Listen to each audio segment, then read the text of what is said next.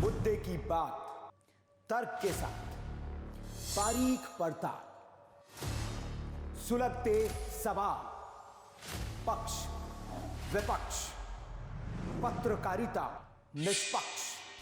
सबसे बड़ा सवाल देश का है। सवाल देश का है। सुनील राउत के साथ वीके न्यूज, राष्ट्र के नाम। वीके न्यूज, राष्ट्र के नाम। वीके न्यूज में आपका स्वागत है और मैं हूं आपके साथ कनुप्रिया सत्तन। आइए नजर डालते हैं आज की कुछ खास खबरों पर। पिछले दिनों एटा जिले से थाने में बैठकर पुलिस कैब के साथ वीडियो शूट करने का एक जो मामला है वो आया था सामने, जिसके बाद एक बार फिर से फर्रुखाबाद क्षेत्र के कादरी गेट से एक महिला का वीडियो सोशल मीडिया पर जमकर वायरल हो रहा है। महिला ने पुलिस की टोपी लगाकर एक रील बनाई है, जिसके बाद अब सवाल ये उठता है कि पुलिस की टोपी के साथ इस तरह का खिलवाड़ आखिर कब तक होगा और कब ऐसे लोगों पर कार्रवाई की जाएगी। गोंडा टाउन हॉल में अमर शहीद पीर अब्दुल हमीद के शहीद दिवस पर कार्यक्रम का आयोजन किया गया। शहीद अब्दुल हमीद के शहीदी दिवस का कार्यक्रम गांधी पार्क टाउन में किया गया।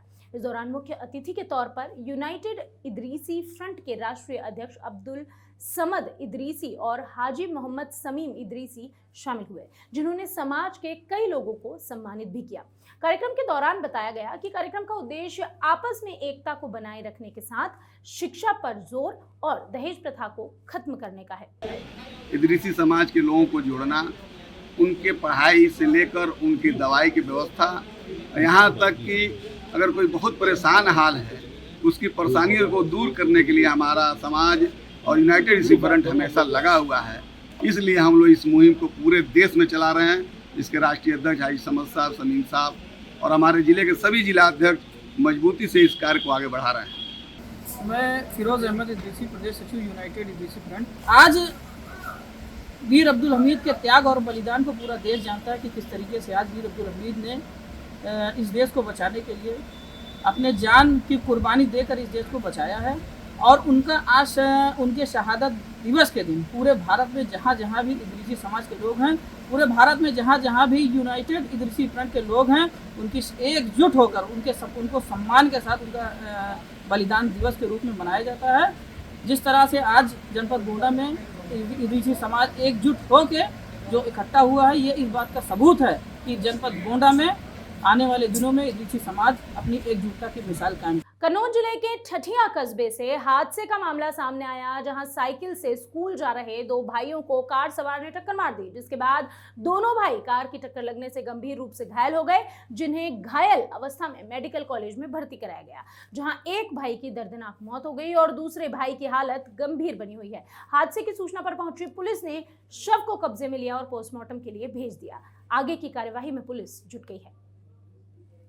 बिजनौर जिले के थाना चांदपुर के दतियाना जलीलपुर पुल बड़े हादसे को दावत देता नजर आ रहा है, जहां पुल की अप्रोच टूटने से राहगीरों को परेशानियों का सामना करना पड़ रहा है।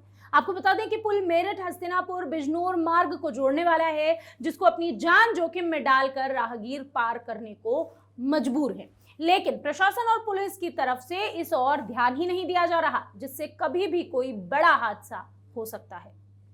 बलिया के शहर कोतवाली क्षेत्र के काशीपुर मिश्र नेवरी मोहल्ले से दबंगों की तरफ से रास्ते पर कब्जा करने का एक मामला सामने आया है, जहां 16 फीट की सड़क को 12 फीट का बताते हुए दबंगों की तरफ से कब्जा कर लिया गया। पूरे मामले में स्थानीय पुलिस की भूमिका संदिग्ध बनी हुई है, जिसमें दबंगों के साथ पुलिस की मिलीभगत का आरोप लग रहा है। रास्ते पर कब्जा करने को लेकर शिक्षिका अंजू देवी का उनके पड़ोस में रहने वाली प्रीति पांडे से विवाद चल रहा है, जिसके बाद पीड़ित पक्ष की तरफ से अफसरों के पास न्याय की गुहार लगाई गई है। महोबा जिले के श्रीनगर थाना क्षेत्र के सिजवाहा गांव में पिछले दिनों बाइक सवार से लूट का एक मामला सामने आया था, जिसमें दो अज्ञात बदमाशों की तरफ से लिफ्ट मांगी गई और कुछ देर बाद ही बिलहरी किशोरगंज मोड़ के पास बदमाशों ने चाकू के बल पर लूट कर ली। इसके साथ ही पीड़ित से 500 रुपए की नकदी और एक बाइक लूटकर बदमाश फरार हो गए थे, जिसके बाद पीड़ित की तहरीर पर पुलिस ने कार्यवाही करते हुए बदमाशों को गिरफ्तार कर लिया।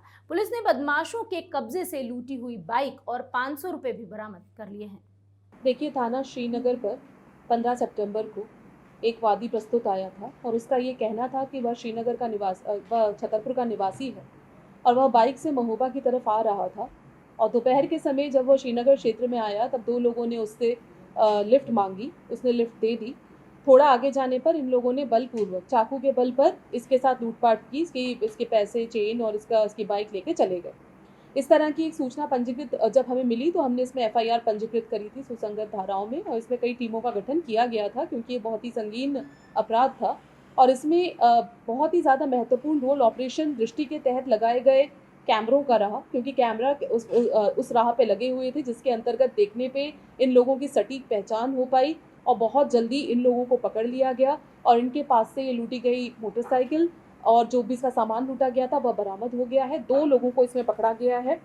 इन 2 लोगों के नाम हैं छोटू राजा उर्फ चंचल जो यहीं का रहने वाला है और दूसरा है राज उर्फ यादवेंद्र सिंह।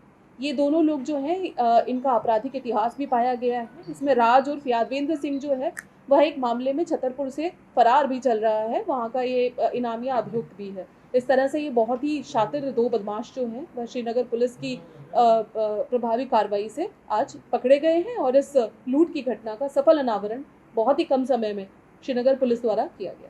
मध्य प्रदेश में साल के अंत में चुनाव होने हैं, जिसको लेकर भारतीय जनता पार्टी और कांग्रेस दोनों ही तैयारियों में जुटी हुई है। मध्य प्रदेश सरकार की तरफ से चलाई जा रही योजनाओं को लेकर पहले भारतीय जनता पार्टी ने जन आशीर्वाद यात्रा निकाली थी, जिसके विरोध में अब कांग्रेस की तरफ से सरकार की खामियों को उजागर करने के लिए जन आक्रोश यात्रा निकाली जा रही है, जो कि अब सिमरिया पहुंच गई है, जहां कांग्रेस के कार्यकर्ताओं ने यात्रा का जोरदार स्वागत किया। इस यात्रा के दौरान कांग्रेस ने जमकर बीजेपी पर निशाना साधा और जमकर बुराई भी की। सरकार भ्रष्टाचारी सरकार, किसान विरोधी सरकार, दलित विरोधी सरकार के खिलाफ ये जन आक्रोश, जनता का जन आक्रोश है और समूचे मध्य प्रदेश में 7 यात्राएं हमारी शुरू हुई है 19 तारीख से और 3 तारीख को समाप्त होगी। मध्य प्रदेश की जनता का आशीर्वाद 18 में भी कांग्रेस को मिला था जी और 23 के चुनाव में कांग्रेस को आशीर्वाद मिलेगा। 2/3 बहुमत से अब सरकार बनाएगी। देश में सरकारी योजनाओं को लेकर आम लोगों में काफी उत्सुकता बनी रहती है, जिसका लाभ लेने के लिए आम लोग कई बार ठगी का शिकार हो जाते हैं। ऐसा ही एक मामला मध्य प्रदेश के दतिया से सामने आया, जहां सरकारी योजनाओं का लाभ दिलाने के नाम पर आम लोगों के साथ ठगी की गई। इसके साथ ही इस पूरे मामले पर पुलिस को भी बड़ी सफलता मिली है, जिसमें पुलिस की तरफ से बताया गया है कि गिरोह ने शासन की योजनाओं से मिलने वाले लाभ दिलाने के नाम पर अभ्यर्थियों के बैंक अकाउंट ओपन कराए थे, फिर बैंक अकाउंट से फर्जी सिम रजिस्टर्ड की, ऑनलाइन गेमिंग वेबसाइट के जरिए 3 करोड़ रुपए का लेन देन किया जा रहा था। इस गिरोह पर कार्रवाई करते हुए पुलिस ने 2 आरोपियों को गिरफ्तार किया, जबकि 4 आरोपी अभी भी पुलिस की गिरफ्त से दूर हैं, जिनकी तलाश लगातार जारी है। कुछ लोगों द्वारा शिकायत की गई थी कि उनको शासकीय योजनाओं का लाभ दिलाने के नाम पर उनके खाते खुलवाए गए। उसके बाद उस खाते के बारे में उनको कोई जानकारी नहीं है, उनको केवल 3,000 रुपये योजना का लाभ तौर पर मिलता है। जब इस खाते के ट्रांजैक्शन डिटेल्स निकाले गए तो उसमें करीबन 50 से 55 लाख का ट्रांजैक्शन 1 महीने में पाया गया। इसकी बेसिस पर कुछ लोगों को हम लोगों ने गिरफ्तार किया है। मामले में 3 तरह के फ्रॉड्स सामने आए, एक तो ऑनलाइन बेटिंग, दूसरा फाइनेंशियल फ्रॉड्स और इसमें जो आरोपी गिरफ्तार हुए हैं उनके द्वारा इस पैसे को इन्वेस्ट भी किया जा रहा है, इधर से उधर ट्रांजैक्शन भी किया जा रहा है। अभी तक जो हम लोगों की प्रारंभिक विवेचना में हमको हिसाब मिला है उसमें 3 करोड़ रुपए के आसपास ऐसे 81 खातों से उनके ATM card, debit card, bank passbook और 50 सिम कार्ड जो फर्जी हैं वो जब्त किए गए हैं। इनके माध्यम से जो 3 करोड़ का ट्रांजैक्शन हुआ है उसमें से 80 लाख से ज़्यादा रकम को हम लोग फ्रीज कराने में अभी तक हमें बहुत बड़ी सफलता हासिल हुई है, जिसमें जो सिम कार्ड प्रोवाइडर है उसको भी हमने गिरफ्तार किया गया और उसमें बैंक कर्मियों के मिले होने की संभावना से भी इनकार नहीं किया जा सकता। अभी ये जो पैसे की ट्रेल है इसके संबंध में एक SIT गठित की गई है। जो लोग इसमें शामिल हैं उन सभी खातों को हम लोग एनालिसिस कर रहे हैं और उनके खिलाफ कार्रवाई की है। मध्य प्रदेश के आगर से पुलिस को मुखबिर की सूचना के आधार पर मिली जानकारी के अनुसार चेकिंग के दौरान कंटेनर एक पकड़ा गया, जिसमें सैनिटाइजरों के बीच छुपाकर अवैध अंग्रेजी शराब ले जाई जा रही थी। आरोपियों ने कंटेनर में सैनिटाइजर के 295 बॉक्स के बीच 245 पेटी अवैध अंग्रेजी शराब छुपाकर रखी हुई थी।